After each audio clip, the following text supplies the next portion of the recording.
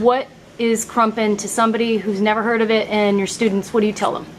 Well, Krump to me, because there's so many different perceptions out there.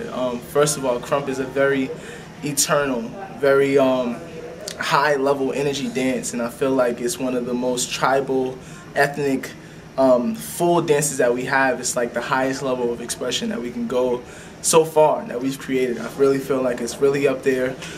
Some believe that it is a spiritual dance, but I believe that everything is spiritual.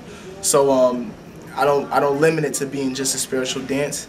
There's an acronym for it that was placed out there by a couple of the pioneers. It's called Kingdom Radically Uplifted Mighty Praise, and they basically use it as a Christian dance.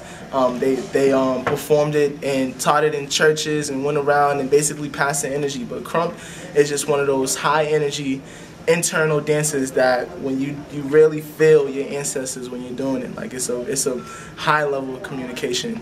How long you been combat style? How long you been teaching it? I've been teaching it for about 3 or 4 years, maybe a little bit longer.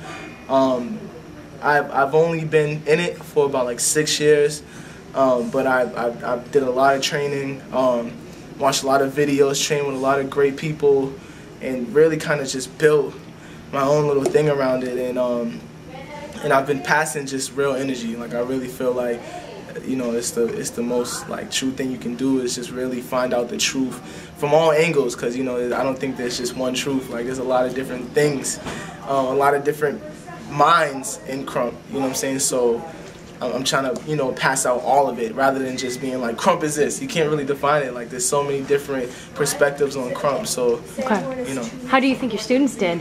They did really good. For an hour, like I usually have an hour and a half.